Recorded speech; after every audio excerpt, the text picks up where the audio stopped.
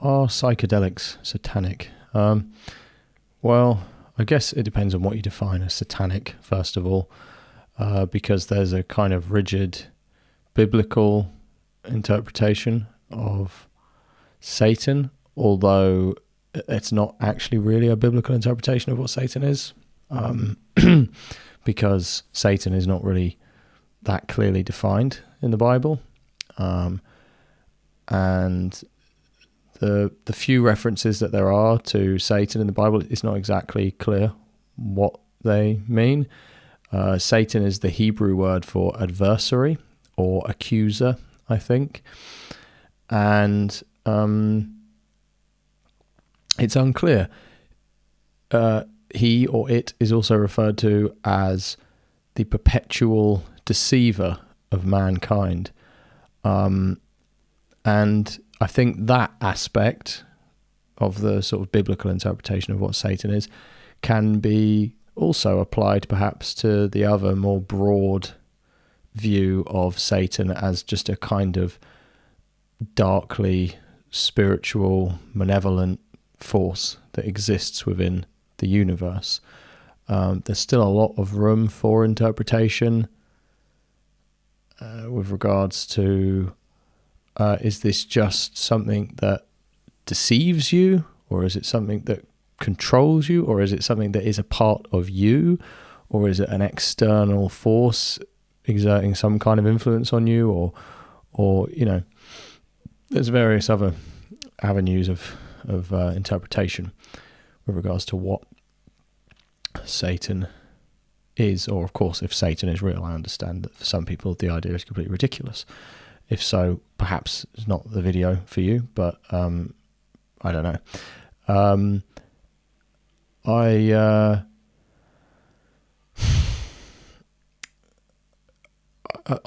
fit more into the latter camp of I don't know, you know, it's not clear to me, but I do feel that there is some kind of dark spiritual force in the universe. I'm not always completely convinced of this, but then certain things happen, or I see certain things, and it kind of comes flooding back, and I think, of course, there is. I think that if you accept the idea that there are like good spiritual forces within the universe, it becomes logical and much easier to accept that there are bad spiritual forces within the universe, and vice versa. I think if you sort of observe dark or malevolent spiritual forces in the universe, or you feel that you do, it becomes easier to accept, or logical to accept, that there is also, you know, some kind of good spiritual force you might think of as like God. I understand that to some people all of this is ridiculous. Some people seemingly take psychedelics and they're able to just rationalize their experiences, and a lot of people think that there's nothing beyond a strictly scientific, measurable interpretation of the universe. And yeah, I can understand that to a degree. I haven't felt that way for some time, but yeah, for me, I think there's no one thing that convinces me that there is something more going on. It's the collective weight of all of the evidence. Like, I've been looking at a lot of stuff about UFOs recently, and of course there are tons of ridiculous UFO stories that are just bullshit and made up and hoaxes. Similarly, there's a lot of stuff about Satanism and Satan that is just ridiculous and paranoid and bullshit, basically. But yeah, with UFOs, there's not a smoking gun, really, as for UFOs. Well, there kind of has been recently, to be fair, with the Tic Tac UFOs and stuff. That's pretty much a smoking gun, I think, you know, short of them coming over and saying hello and announcing themselves to all of us live in person. you're not going to get much more of a smoking gun than that, really. So there kind of is. But even outside of that, prior to that being captured on film, there were so many different pieces of evidence. There were so many little things that if you showed a person, you go, look, this pilot saw this thing and he said this and this happened, and then go, all right, well, maybe he was like drunk, or maybe he's attention seeking, or maybe he's delusional, or maybe there was something in the window, and maybe there's, and then you say, okay, but look, but there's these classified documents that say this, and there's this guy that knew all of this stuff who claimed to be at this place and saw this thing, and they can say, yeah, but it's this or it's that. But when you open your mind to it, you're able to first absorb all of this information with an open mind without drawing any conclusions, but just out of intrigue. You just absorb all of this information about UFOs and all of these different accounts, and then you're able to collate all of them together. And to me, it's now, especially obviously with these Tic Tac UFO sightings, it's pretty conclusive that there are UFOs that have visited our planet at various times, in various places, and I don't think there's actually much of a debate anymore. But in some people's minds, it's something they wouldn't even debate because it's so ridiculous. They wouldn't even talk about it. They won't even go down that route, and they'll laugh in your face if you bring up the topic. It's a bit sad, but that's just how people are. To me, with regards to dark spiritual forces, the actual spiritual forces that may or may not exist in the universe, the actual spiritual component of that, not the practicing of it, it's not as clear. It's not as open and shut. I'm not always 100% on this, and there's so much stuff, and it's so overwhelming, and you can go down so many crazy rabbit holes, and there are so many things even to say about all of those rabbit holes, and it really can be quite maddening. And for a time, I was a bit obsessed with this, and it doesn't really, maybe it does, but for me, it didn't go anywhere that concretely, really. But in terms of the practicing of dark spiritual practices, that is undeniable to the same extent that the sort of UFO phenomenon is, I think, if not more. There is a bunch of evidence, anecdotal or sort of partial or vague, but again, the collective weight of all this evidence that there are people quite prominent in our society who practice quite dark things, or are interested in quite dark things, and that is very widespread and a lot more common than most people are interested in accepting. That is pretty much just conclusive. Like, I mean, it's present in so many places. You can say, oh, maybe this guy has this bizarre collection of artworks because he's just a bit of an oddball. Oh, look, his friends are all into the same things. Oh, I guess they're just kind of hipsters or something, but actually they're not. And so this sort of particular taste of theirs stands out somewhat. And loads of the most powerful people in the world happen to go every year to this weird secretive place, and there's this giant effigy of an owl, and they burn it, and they wear weird stuff, and there's people who are in these weird clubs, and there's people who've escaped from various places who say they've seen this or that. And then there's the endless symbolism in pop culture, in the media, in you could, one or two of these things, you could say, okay, the symbolism is designed to create controversy, and I'm not sure it does actually in a way that's profitable. I really don't see that being that profitable, especially when you consider that so many people, when you start putting this kind of symbolism in your work, so many people just say, no, I'm never listening to that person again. That person is bad. And that's a huge market. I mean, look at the size of the Christian music market, for example. No one dislikes the occult more than Christians. And they're a huge market. And a lot of these artists will claim to be Christian whilst presenting occult symbolism, thus alienating a huge potential portion of their market. I'm not sure how they're recouping that money. And fine, you could say maybe some people have decided upon this strategy, but when you look at how widespread this symbolism is in music, movies, mostly music and movies, to be honest, but in loads of other places as well, yeah, you can come up with a, quotes, rational explanation for it. I don't think any of those explanations are that rational at all, to be honest. None of them are particularly convincing, which leaves it kind of open. You think, okay, that at the very least is weird. Were it not the case, were they to not do this, do these weird symbols and stuff, you wouldn't say,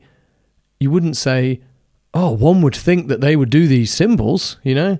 Why aren't they doing these symbols to get more eyes on their work and to create, you know, like if there was no sexual content in music videos, you might look at it and think, why aren't they putting more sex in these videos, like to sell it, you know, because it's used in advertising, it's used in movies, it's used in other mediums.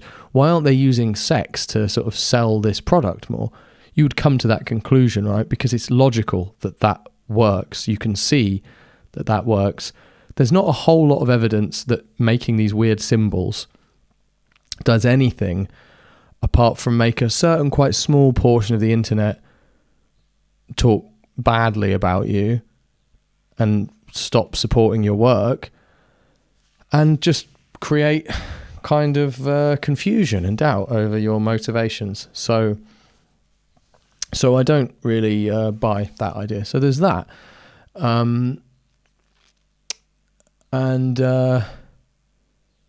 Yeah, you know, you could buy it if it was a small number of people, but it's not. It's really, really widespread and weird. And a lot of these people are people as well who are quite concerned, or ostensibly quite concerned with hatred or negative attention that they might receive. It's not really the kind of attention you want to elicit from people, like that kind of thing. It's not an image you would, I guess, take lightly. Putting it out there, you know, it's not something you would take lightly, I don't think. So there's that, and then there's numerous, especially when it comes to like large-scale child abuse cases or like murders or disappearances or big scandals of that nature. There's frequently buried mentions of the occult and of dark spiritual practices in reference to these things. Many of these very, very famous high-profile cases, there are references that just get swept under the rug, quite strangely. I don't think that in itself is necessarily an evidence of a conspiracy to sweep that aspect under the rug, although, of course, you could look at it that way, and I would understand why people do. In my opinion, most of that is that there's a conspiracy has become a very pejorative term now, and these kinds of conspiracies have been pigeonholed as something bad that you should never talk about. And I can understand why people view that as yet another conspiracy. I'm not sure, but yeah. So these aspects frequently get swept under the rug. There are various interesting things that pop up, like the movie Eyes Wide Shut. There's a lot of interesting stuff surrounding that movie. Of course, it's just a movie. There are real life parallels though that are quite well documented as being real. There were some things that went on in actually the place where a lot of that movie was shot, in the big country manor. There were some oddly similar parties that went on there. Of course, we didn't see. There's no evidence that there was anything like that went on at those parties, but there was a lot of odd stuff. Again, much like the artworks that certain people keep in their houses and the giant effigies that world leaders and presidents and very important people are like burning and standing around in weird clothes watching them burn. They're just strange things to be into. I've never felt like, oh, let's get spooky, you know? I've never felt that in my own life. I've never, to my girlfriend, been like, let's burn an effigy of an owl, because why not, you know? Because we can. I just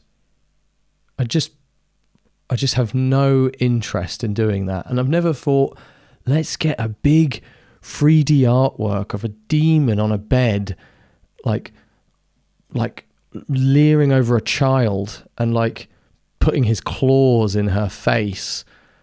And I've never thought, let's go and visit this exhibition of this artist who makes art out of shit, and who, these people who do like pictures of babies in like weird scenarios. Like, I just find some people are a bit odd, or some people just like, you know, people like horror movies and people like weird stuff.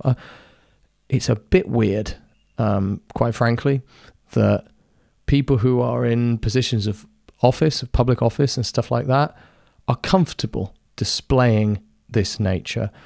There are various other things. There are things like the Balenciaga scandal, lots of different things that are all quite weird. And I'm hesitant to put too fine of a point on any of it, because to be honest, I don't even know what you are and aren't allowed to say anymore. And it's sad that I have to feel that way. But yeah, I just don't even know. But yeah, there's a lot of stuff. And you see, you could take all of that, and then you could just look at the absurd weight of negative force being pressed down upon people by, you know, society, the system, the machine, whatever you want to think of it as, or just by life. And it's heavy. It's really heavy. And when you look around, there's a lot of bad stuff going on. And I'm not even talking about the things that have been around forever, like war and suffering. And I'm talking about the way that people are being influenced, and the way that things are presented, the artificial reality that's presented to people, and the way people are manipulated through images and through ideas and through the things that are being pushed upon us that don't make much sense a lot of the time, because again, these are not things that appear to be extremely popular. They're things that just seem to be pushed on us. And these things are not explicitly occult related, or, you know, relating to sort of, you know, this sort of dark spiritual stuff. They just are dark. They just are dark by the nature of, you know, their sort of negativity. You look at things like social media, and the effect it's having on like kids. You look at the sort of madness being inflicted on people by the internet. You look at just the gradual sort of revoking or taking control of all of your freedoms and liberties. And but there are too many examples to name, and I can't think of any right now anymore, you know, because I'm just thinking on the fly. But I think most people, or at least many people, would agree that the world often appears to be quite sick, and a lot of that appears to be due to kind of external influences. And there's something about the way things work now that just doesn't seem right to me personally, and I know a lot of other people feel the same way.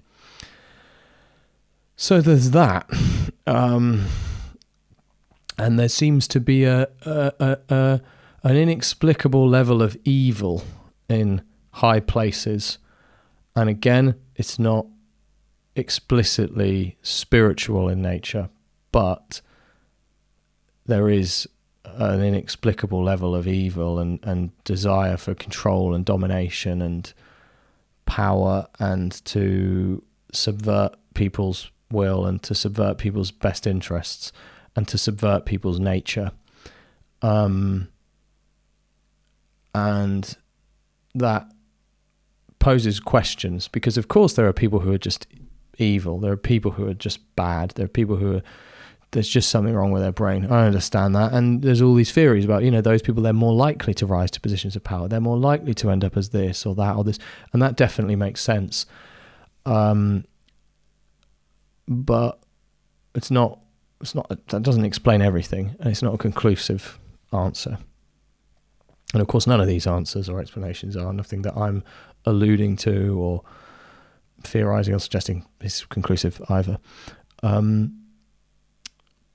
But yeah, so yeah, given all of that, you could look at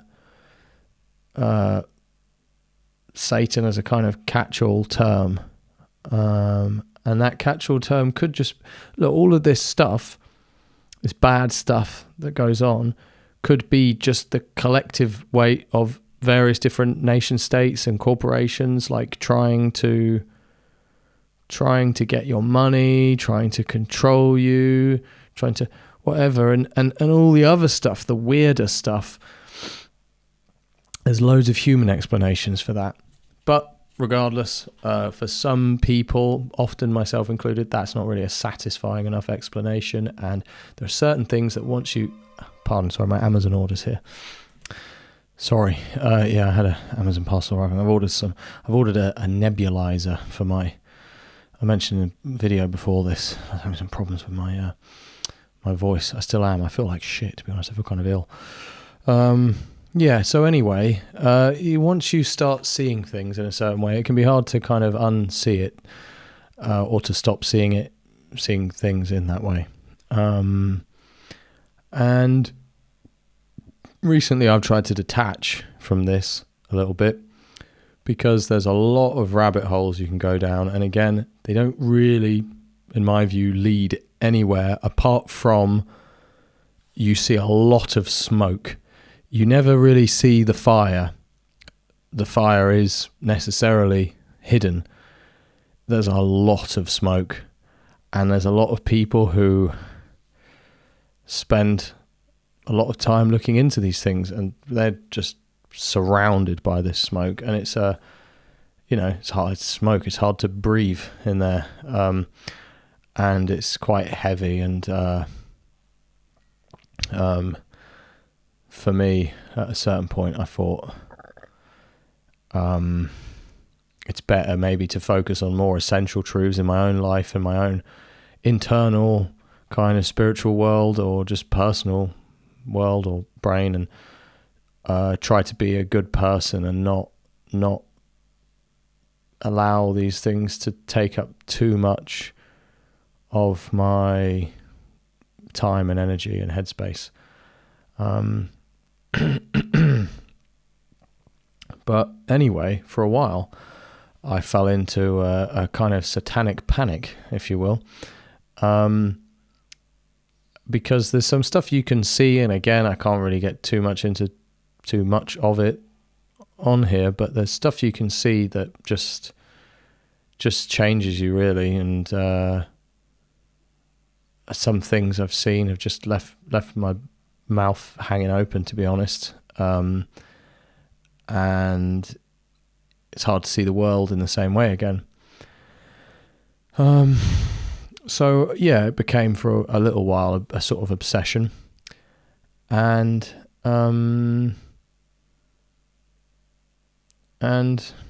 yeah, another thing you start to realize, or that I started to realize during this, was that there are also some people who are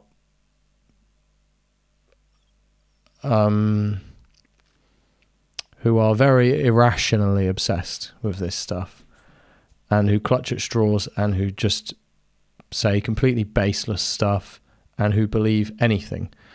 On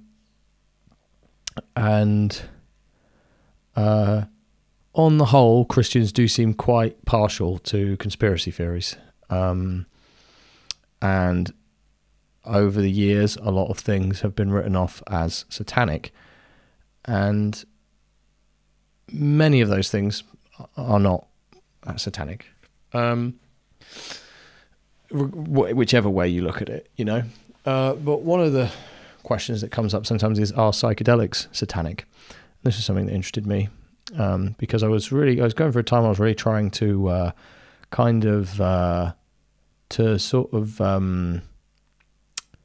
to be in a good, healthy place spiritually and mentally, and to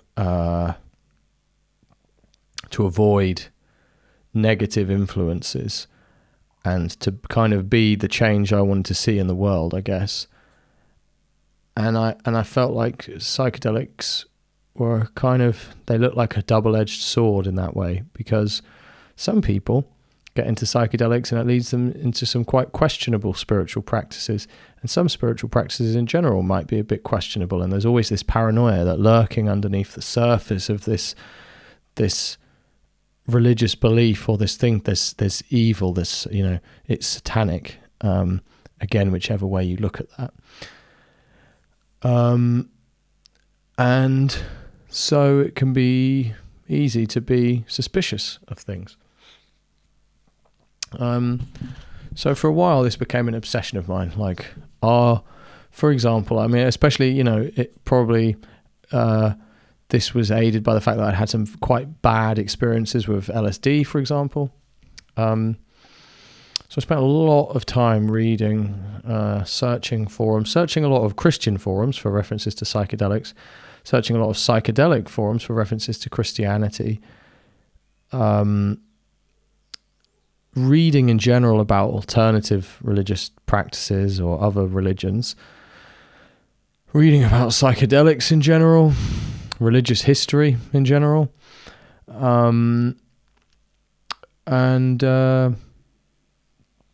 yeah, and I came across this one guy. His name is Owen Cyclops. He's an artist who makes these kind of strange artworks, and they contain Christian imagery mixed with occult imagery and weird symbols. I don't understand the artworks at all. They're pretty weird. Not really to my tastes, in all honesty. And the fella doesn't show his face or anything, and, you know, fine, like, that's just, some people just don't like want to, and that, I completely understand that. But I'm not exactly sure how I feel about his work and what he promotes. And he's sort of gained a bit of attention for talking about this very topic. And he posits the idea that psychedelics are, in fact, satanic, and that the occult, or not even the occult, I think, alternative religions, and he was into Buddhism and psychedelics and sort of other more alternative spiritual and religious beliefs, and he came to the conclusion that all of these things, including psychedelics, appear to be some form of satanic deception. And he cites numerous accounts of people who've been deceived by DMT, elves, and various figures on other drugs, and led into deception. And in most of these stories, it doesn't really go anywhere, the deception. But it's weird. There's a famous forum post on the DMT Nexus forum I think it's fake, personally. I think it's a piece of fiction. It's entertaining. It's weird. It's quite scary. This guy describes how he, through astral projection and meditation and the use of psychedelics, although I believe he says that eventually he didn't need psychedelics anymore because he was able to just astral project, because he got so familiar with being in these states. He came into contact with these entities, and that at first they seemed nice, but then they turned on him and they became evil, and he was scarred for life. I think maybe he still updates this thread from time to time. I'm not sure. I can't remember. But it's a semi-well-known thread, and that's one of the things I believe that Owen Cyclops cites.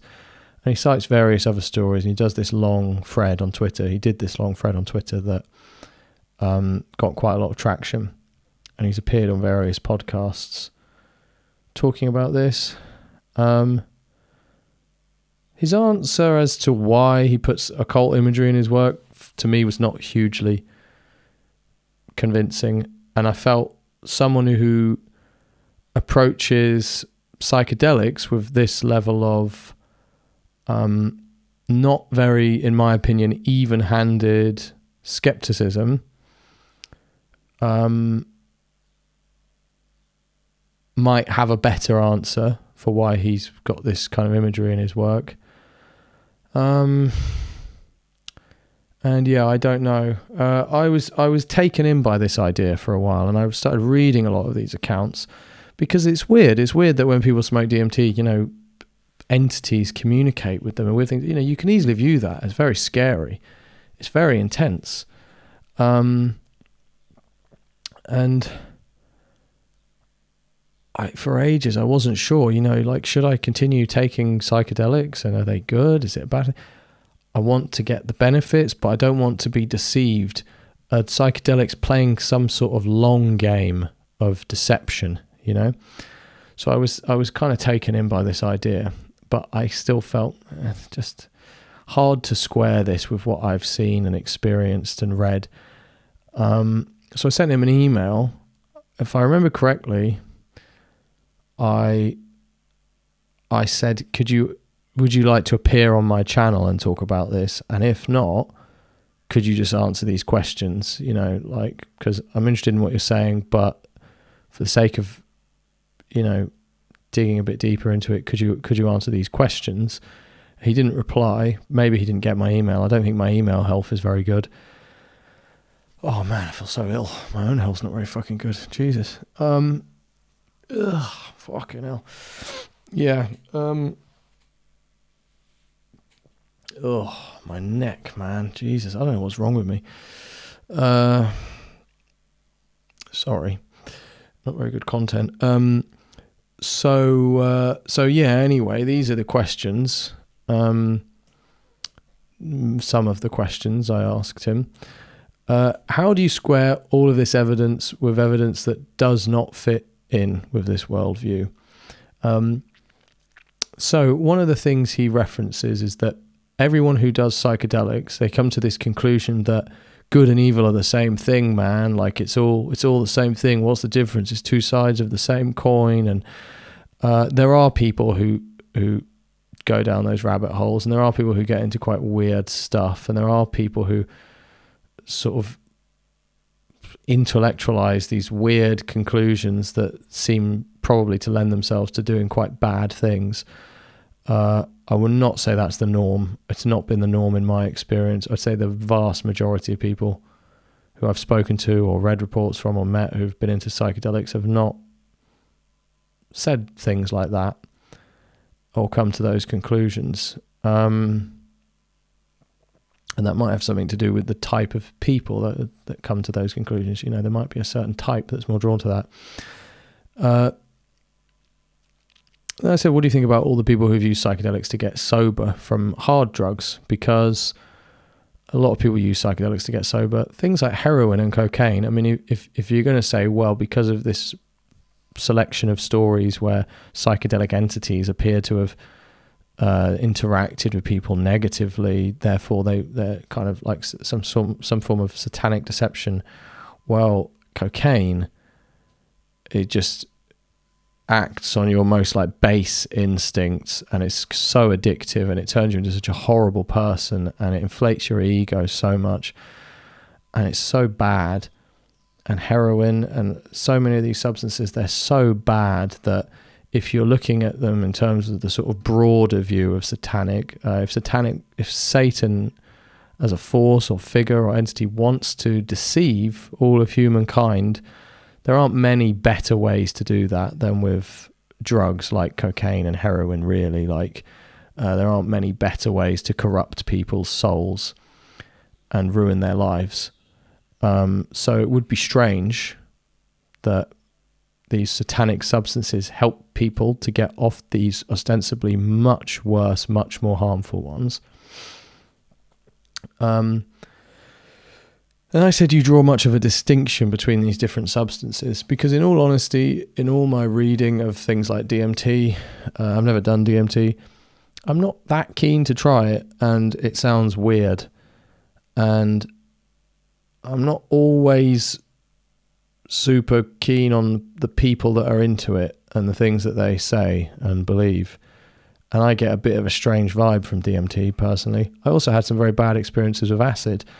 Mushrooms, I trust much more. I haven't got much experience with them, but for everything I've read and understand about them, I think they seem like, by and large, a really good substance. And to be fair, I mean, there's been in my family some quite bad stuff in that regard with involving psychedelics, but with mushrooms specifically. But even that is not really enough to, and that is quite, I mean, really is something quite big, quite heavy, but that's still not enough to negate all the positive stuff that I've read and seen with regards to mushrooms. So I think it's important to draw a distinction between different substances, and I think they are just different. You might think they're all equally evil, fine, but they are different, and lumping them in, it's the same as lumping in alcohol with weed and meth with caffeine, and it just becomes a bit, I don't know, it's an oversimplification, and you could say, yeah, well, fine, they're all different, but there's this one through line through all of them. Okay, maybe. And then I said, what do you think about the numerous anecdotes of people doing things like mushrooms and becoming Christian? Because there are tons of those. And I should also pause here to talk about Christianity a bit, because I think, to me, in all honesty, there's Christianity, and then there's kind of like Christianity. Like, there's Christianity, the whole organization. And I'm not one of those people who just draws the distinction between organized religion and the practicing of said religion. I'm also saying there's Christianity, the whole thing, and then there's just kind of being a follower of Christ, which is where Christianity, the religion, gets its name from. But in my opinion, Christianity, by and large, is not really a good representation of Christ and his message. And I think I wouldn't say there's an uppercase and a lowercase c, Christian with an uppercase C, but it's something along those lines to me. I think it's unfortunate that it has that name, and that name can't be used again to describe something else, a different way of looking at things. There are different denominations. There's like Red Letter Christianity, for example, where they just look at their only scripture is Jesus's actual words. There are various different interpretations, but yeah, I think that his message has by and large been lost under the weight of the religion itself. And yeah, so anyway, the question was, what do you think about the numerous anecdotes of people doing things like mushrooms and becoming Christian? there are many of these stories, and most of them who become Christian, they fall into the latter camp I described, which is just people who are believers in Christ and his message and the power of his message. And perhaps even those people, they don't have to believe everything that is said about him, but they just believe in the power of his message, and which I do. And there are a number of accounts as well of people who aren't religious at all, and they have bad experiences, and they invoke the presence of Christ. And it's surprisingly common, people who encounter demons and things like that on their trips, and they invoke Jesus and they say his name. And people, honestly, like really surprisingly common, people who said, I'm not religious, and I said his name and all of it stopped. And there's a lot of interesting stuff like that. People who come more from a strictly organized religious background, they tend to have one of two experiences with psychedelics. One, that they decide that's all bullshit and I don't believe any of it. Or two, that they see a lot of the perversion of the message and a lot of the lies that they've been fed, and the way that a lot of the time really they were kind of abused by it. They tend to be in one of those two camps. It's quite rare that people take them and are like, no, fuck all that, like that's all, and like turn their back on anything that's good about it. That doesn't really happen much. I say that as someone who's read probably every single Reddit post or comment ever made on the subject. I really was obsessed. It's been a while, but I was obsessed. So yeah, I'd like to ask him those questions and get his thoughts, or at the very least just put those questions out there as a kind of counterpoint of sorts to the arguments he makes, because I wanted some answers either way. I wanted to be convinced either way. So I was quite open to that idea, because quite honestly, I wanted to close the book on this. I was like, are they or aren't they? Is this something I should be doing or shouldn't be doing? Is this, as I mentioned before, are they playing a long game, and I'm going to take this and it's going to do some good things for me. Then I'm going to take this and I'm going to start seeing entities and they're going to seem nice. Then I'm going to take more, and then the entities are going to lead me to this and that. And then I'm going to be devoid of everything and they're going to like rot my fucking soul away. Or I'm going to start believing in these weird concepts of polarity where everything is the same and nothing is, blah, blah, blah. And eventually that leads you to, Satanism or whatever.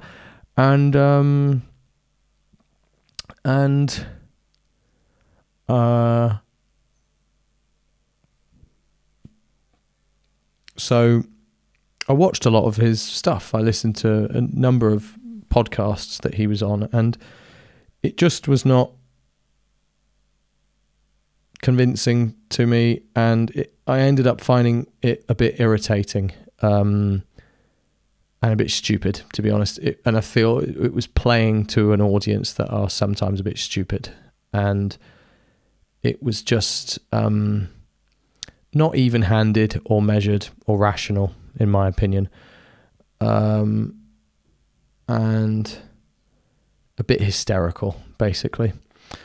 And I think it's wrong to write off all of the good that these substances do. And again, I can accept maybe these were put here by some malevolent force and they're playing some long game, and once we're all into all of this, that's when it's all really going to start. Once we're all...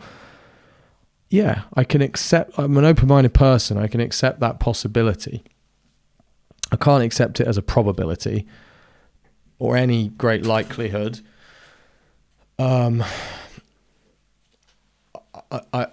have to some degree, live in the real world and what we can see and perceive and what matters and what does or doesn't affect our lives. And I see a lot of people who've never had any form of psychedelic experience, who are in to some degree, you could say some kind of bad spiritual state, or they have no access to that part of their mind, and their life is like autopilot, and they're like robots, and they're not awake to the reality of all the possibilities that are around them.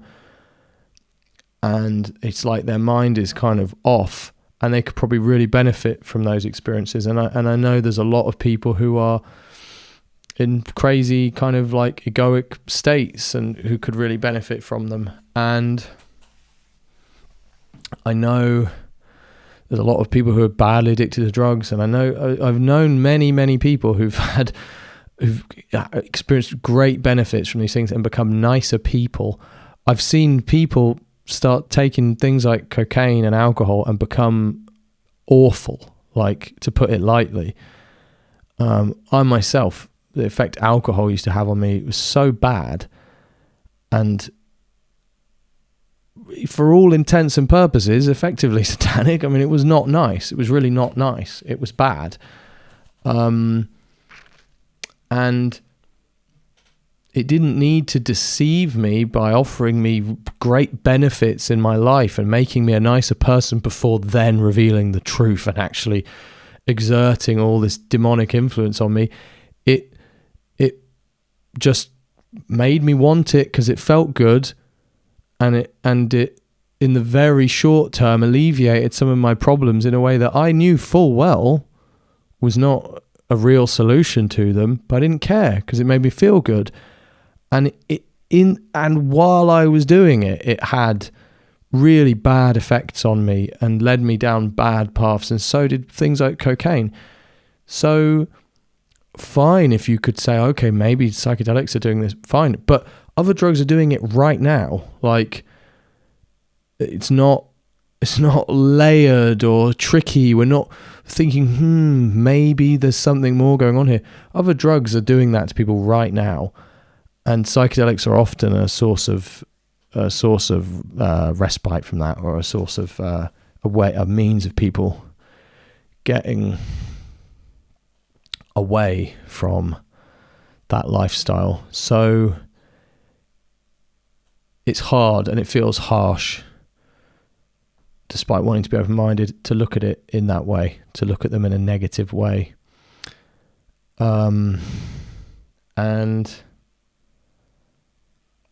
I don't believe personally that psychedelics subvert your agency in any way. It's never been my experience with them, and I've not seen that in others. I have seen other drugs do that to people, take away some of their agency, and kind of exert control over them long term, like they're puppets, you know. I've not seen that with psychedelics. And there's two views of Satan in that regard as well. Even outside the sort of dichotomy I mentioned earlier, there's kind of another dichotomy of, is Satan, if we think of it as an it, is it something that actually exists in you and makes you do bad things, or is it something that just tries to trick you and tries to influence you negatively, and maybe uses other people and their actions as a means of doing that? I believe the latter.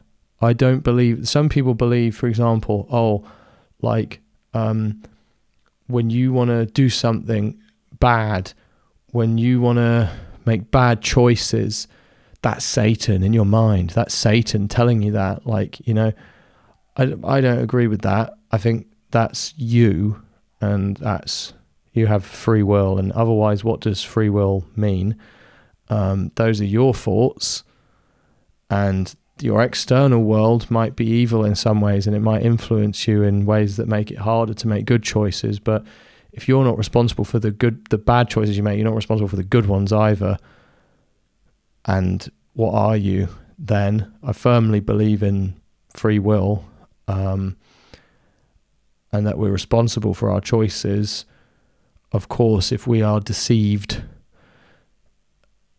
then the agents of that deception are also responsible for their choices, and maybe sometimes to some degree for ours, because we've been given bad information or whatever.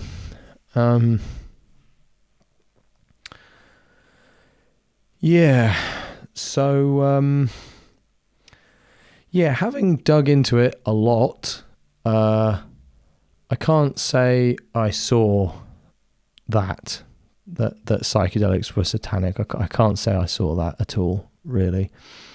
What I have seen is that there is dark stuff that can happen when you take them, and you I really don't want to be too precise because it's such a vague world, and I don't it's hard to explain things clearly without also overly defining things that are a bit sort of indefinable. But I think maybe one way you could look at it is that they open you up spiritually. They open you up to things. Some people, I don't doubt some people use them for dark spiritual practices. You hear about these people, that weird ayahuasca story. I can't remember what they did. It's fucking crazy though. Some ritualistic murder or something using ayahuasca. There's all sorts of crazy shit like that goes on. But for the most part, people go and they take that stuff and they they become nicer people and it improves their lives. I think it can maybe open you up to stuff. Again, I had experiences on acid that really traumatized me. Actually, to be fair, I mean, I'm saying all this stuff about how they make people's lives better. That, for a while, it did make my life worse. I'm thankful for the experience, but it was very difficult. And maybe I'm wrong to be thankful for it. Maybe it was just bad. Maybe I've just positively put it into perspective. I still don't think it outweighs the good that they have the potential to do. And again, it's potential because people can use them badly and get the wrong things out of them. But I guess I mean that I think looking at them in a binary good or bad way is perhaps missing the point, and trying to make them fit a pre-existing dichotomy of like satanic and pure and good, good and evil, and just it's that clear and that simple. And is it that clear and simple? People in your life are how many of them are purely good or purely evil? Like I don't know anyone who fits one of those labels. And I would say that these substances are pretty similar in that way. You can't say cocaine is purely evil. You can't say alcohol is purely evil. It's not. Lots of people have had lots of good times. It's done lots of good things for people. By and large, I would say, in my opinion, those two substances are pretty bad. But I can't say that they're purely evil. And psychedelics, I can't say that they're purely good. Not whatsoever. But I think trying to see them as one or the other and assuming that just because they have this spiritual component, that they therefore must fit in to a sort of widespread dichotomy that exists in most spiritual beliefs, that things are good or bad. That's even in those belief systems, it's an oversimplification probably. And this isn't to get into all of that. What's the difference between good and bad? I'm not saying that. To me, there's a very clear difference. Good things are good and bad things are bad. And I like good things and dislike bad things. I'm not trying to conflate the two. I'm saying that most things are a mixture of both in varying quantities. And I feel that psychedelics are the same. They just happen to have a lot of crossover with our spiritual beliefs and practices and inclinations, and that makes them more open to suspicion, and it possibly makes them a lot more powerful. So interested to know what you guys think, if you've had any experiences that relate to this topic, if you come from a religious background of any sort and have, just anything of that nature you have to add, I'd be interested to hear it. Yeah, cool. All right, thanks for watching, guys.